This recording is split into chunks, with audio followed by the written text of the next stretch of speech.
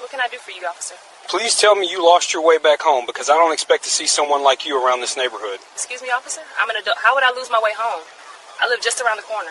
I need to see some ID. I don't trust people like you. Are you telling me I am trespassing in my own neighborhood? Shut up. You people act the same. It was 4:52 on a Tuesday afternoon in a quiet residential suburb outside Atlanta, Georgia, when Officer Nelson M. Calks made a decision so reckless, so completely without justification, that it would end his career in law enforcement before he ever made it to his one-year anniversary on the force. The woman walking down the sidewalk wasn't committing a crime. She wasn't acting suspiciously. She wasn't trespassing. She was Rose Beckley, a 38-year-old black woman walking her Siberian husky through the neighborhood where she had lived for 6 years. What happened in the next 7 minutes would cost Officer Nelson M. Calks his badge, cost the city of Atlanta over $510,000, and produce one of the most watched police misconduct videos on the internet that year, because Nelson's own body camera recorded every single second of it. Before we get into this story, and trust me, you are not going to believe this actually happened, where are you watching from right now? Drop your city in the comments below and hit that subscribe button, because this one is going to leave your jaw on the floor. Rose Beckley had lived in the Maple Creek Estates neighborhood of suburban Atlanta for 6 years. She and her husband Arthur had moved there in 2018, the same year he was appointed to the federal bench. The house was a large colonial-style home on a tree-lined street, the kind of neighborhood where the lawns are always edged and the driveways are always clean. Rose had made it a home. She knew her neighbors by name. She knew which houses had kids, which ones had dogs, which families left their porch lights on all night. She belonged there the way you belong somewhere after 6 years of showing up, waving from driveways, and being known. Every Tuesday and Thursday afternoon, weather allowing, Rose took her Siberian husky, a striking blue-eyed dog she'd named Justice, for a walk through the neighborhood. Same route, same sidewalk, same rope leash she'd had for 3 years. That particular Tuesday, she was wearing a fitted navy sleeveless dress, gold hoop earrings, and a delicate cross necklace that caught the pale October light. Justice was pulling at the leash the way he always did, tail up, tongue out, entirely unbothered by the world. Officer Nelson M. Calks was 26 years old, with 11 months on the Atlanta Police Department. He was driving his routine patrol loop through the subdivision when he spotted Rose on the sidewalk ahead of him. Something about the scene stopped him. A well-dressed black woman with a large dog in an upscale neighborhood on a Tuesday afternoon, not rushing anywhere, not heading toward a car, just walking. In Nelson's mind, shaped by 11 months of training under a field supervisor who had taught him to trust his instincts above everything else, this picture didn't compute. He'd formed ideas about who lived in neighborhoods like this and who was just passing through. He reached for his radio before he'd asked himself a single factual question, and those unexamined assumptions were about to destroy everything he'd spent 11 months building. Rose Beckley was not the kind of woman who dressed down for a dog walk. On the afternoons she took Justice out, she wore whatever she'd had on that day. And that particular Tuesday, it was the navy dress, fitted, sleeveless, the kind of piece that looked effortless because she'd long stopped thinking about it. Gold hoops, the small cross necklace Arthur had given her for their 10th anniversary. She wasn't performing anything. This was simply who she was, the same way Justice was simply who he was, 70 pounds of Siberian husky with ice blue eyes and absolutely no interest in walking at a reasonable pace. She had the rope leash wrapped twice around her right hand the way she always did, because Justice had opinions about squirrels, and the leash was the only negotiation he respected. Maple Creek Estates looked the way it always looked in October. The maples had already started letting go, dropping burnt orange and deep red across the sidewalks in slow, unhurried drifts. The lawns were still edged, the driveways were still clean. 3-car garages lined both sides of the street like punctuation marks on a sentence about a certain kind of American life. A neighbor 2 doors down was pulling a trash can back toward his garage and raised a hand as Rose passed. She raised one back without breaking stride. She knew his name, David, knew his wife's name, knew they had twin daughters in the 7th grade, and a golden retriever named Biscuit who Justice had complicated feelings about. She knew this street the way you know something after 6 years of showing up to it. She knew which front porch light stayed on all night, and which family had just repainted their shutters, and which corner smelled of wood smoke when the wind came from the north. She had walked this exact route, left out of the driveway, down Maple Creek Drive, left again on Birchwood, and back around, more times than she could count. 200 at least, probably more. It was a Tuesday like every other Tuesday. Justice pulled at the leash, the leaves moved, somewhere down the block a garage door opened and closed. Rose had no reason to believe that anything about this walk would be different from the 200 that came before it. She was wrong. Nelson M. Culks was 26 years old and 11 months into a career he was certain he was good at. He had graduated near the top of his academy class.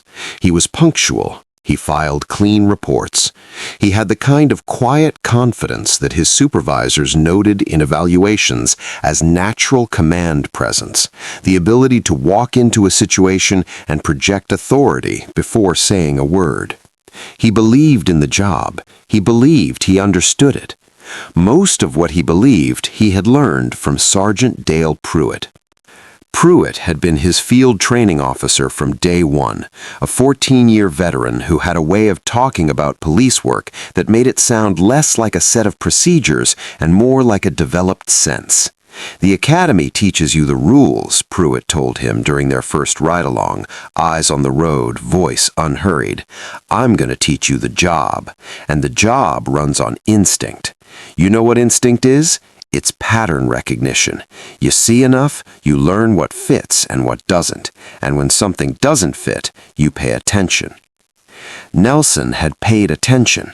For 11 months, he had paid attention to everything Pruitt pointed out, absorbed every quiet observation, internalized every judgment his trainer made about which blocks needed watching and which situations needed intervention. He hadn't questioned the framework. It came from experience. It came from someone who knew.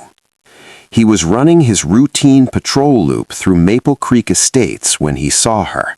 Navy dress, rope leash, a big Siberian husky pulling ahead on the sidewalk.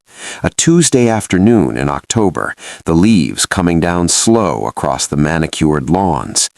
He registered the scene in pieces the way Pruitt had taught him, not as a whole picture, but as individual data points checked against an internal template. The template flagged it. His hand moved to the radio before he had formed a complete thought, before he had asked himself what specifically he was responding to, before he had identified a single observable violation, a single articulable fact, a single reason that would hold up if someone asked him later to explain himself. He had already decided. The cruiser slowed. His finger pressed the button. The lights came on. 11 months of the wrong kind of training were about to meet 6 years of someone knowing exactly which street she lived on. The patrol car slowed before it stopped. The lights came on anyway. Rose heard it before she turned around, the low electronic blip of a siren tap, the kind that means pull over even when you're on foot. She turned. The cruiser was sitting at an angle behind her, lights strobing blue and red against the pale October afternoon. The driver's door opened and a young officer stepped out, tall, white, one hand already resting on his belt. He didn't look uncertain, that was the first thing she noticed. He looked like a man who had already made up his mind. "Ma'am, stop right there. I need to see some ID." Rose stopped. Justice kept pulling forward for a half-second before the leash went taut. "For what?" "I need to see identification, now." "I heard you the first time. I'm asking for what reason. I'm walking my dog on a public sidewalk. You need a reason." Nelson took a step closer. "I've had a report of a suspicious individual in this area." "A suspicious individual," Rose repeated the word slowly, the way you repeat something back to make sure the other person can hear how it sounds. "I'm walking my dog on my street in my neighborhood." "Ma'am, I need you to comply. I am not required to produce ID for walking on a public sidewalk in the state of Georgia. That is the law." Justice had gone still beside her. His ears were up, his blue eyes fixed on Nelson with the focused attention of an animal reading a room. "You could be trespassing in this area."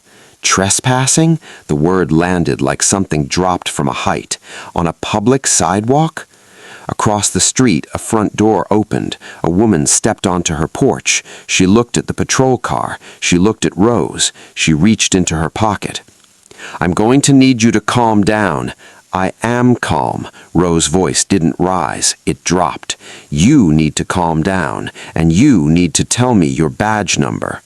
Nelson's jaw tightened. "You're refusing to cooperate with a lawful order." "You haven't given a lawful order. You've given me a demand with no legal basis." She looked directly at his camera body. "And that camera is recording everything you say." The woman across the street had her phone up now. Nelson didn't notice. He should have. Nelson grabbed her arm just below the elbow.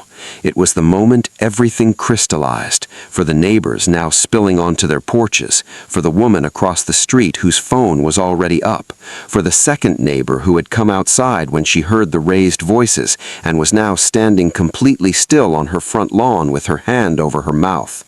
Justice spun around, all 70 pounds of him, and barked once, a single sharp sound that cut through the October air like a warning shot. Rose did not pull away. She did not raise her voice. She turned her head and looked at Nelson with an expression that wasn't fear, and it wasn't fury. It was something quieter than both, something that had been waiting its whole life to be necessary. "You are going to want to remove your hand from my arm, and then you are going to want to listen very carefully to what I tell you next." Nelson did not remove his hand. My name is Rose Beckley. I live at 14 Maple Creek Drive, the colonial with the black shutters that you drove past on your way here. She paused, letting that land. My husband is Judge Arthur Beckley of the United States District Court for the Northern District of Georgia. The hand loosened. Not all at once. It happened the way certainty drains out of a person. Slowly, then completely. Nelson's grip went slack. His eyes moved to his body camera. Then to the woman across the street with her phone. Then to the small group of neighbors that had quietly assembled on the surrounding lawns. Then down the block to the mailbox in front of the colonial with the black shutters. The name on it was visible from where he stood. Beckley. A second cruiser pulled up. The backup officer got out, took one look at the scene, the gathering neighbors, the phones, Rose standing composed on the sidewalk with a rope leash in her hand and a red mark forming on her arm, and took a single, deliberate step back. He didn't say a word. He didn't have to. Justice sat down on the sidewalk beside Rose. His tail was still. His blue eyes were fixed on Nelson. Nelson stood there with his hand at his side and nowhere left to put it, while every camera on the block kept rolling. Rose walked home without looking back. She unclipped Justice's leash at the front door, hung it on the hook beside the entryway mirror, and stood in her own hallway for a moment with her hand flat against the wall, not shaking, just still, giving herself exactly 30 seconds to feel the full weight of what had just happened on her own sidewalk in her own neighborhood on an ordinary Tuesday afternoon. Then she picked up her phone. The Ring doorbell app opened first. The footage was already there. The angle from the front of the house capturing the tail end of the confrontation, Nelson's cruiser visible at the edge of the frame, the backup officer's arrival, the moment Nelson's hand dropped. She screenshotted the timestamp. She saved the clip to her phone, then emailed it to herself, then saved it again to the cloud backup that Arthur had set up 2 years ago for exactly the kind of evidence that needed to never disappear. Then she called her attorney. He answered on the second ring, and by the end of the call had already begun the formal body camera footage request, Nelson's full recording, unedited, from the moment the cruiser lights came on to the moment Rose walked through her own gate. The backup officer's footage, too, Both requested in writing before 6 p.m., time-stamped with preservation demands attached. Arthur was home by 5:45. Rose showed him the doorbell footage before she said a single word. He watched it once, then he made a phone call. The police chief called back in 11 minutes. By 8 p.m. Wednesday, every Atlanta news station had the story. By noon, the footage had been viewed 2 million times. By Thursday morning, 8 million. Nelson's name was already in the headlines. He just didn't know it yet. The internal investigation opened on Wednesday morning. By Friday afternoon, it had stopped being an investigation into Nelson M. Calks entirely. The investigator assigned to the case was Lieutenant Carol Reeves, 18 years on the force, the last 4 in internal affairs, known departmentally for 2 things, her patience and her thoroughness. She started where she always started. She pulled the personnel file. She pulled the training record. She pulled the name of the field training officer responsible for Nelson's first and most formative year on the job. Sergeant Dale Pruitt, 14 years with the Atlanta Police Department, field training officer for 6 of them, commendations for community engagement, a departmental award from 2019, a reputation among the who cycled through his supervision as the kind of trainer who told you the things the academy wouldn't. Trust your instincts, Pruitt liked to say during ride-alongs, and understand that instincts aren't random, they're built on patterns. You learn the patterns, you learn the job. Reeves pulled Pruitt's full roster of trained officers going back 4 years. Then she pulled every use of force complaint, every stop and identify complaint, every civilian grievance filed against any officer on that list. She laid them side by side for the first time, not reviewed in isolation the way each one had been when it was filed, but together, as a body of evidence that told a story no single complaint could tell on its own. Then she pulled the body camera footage.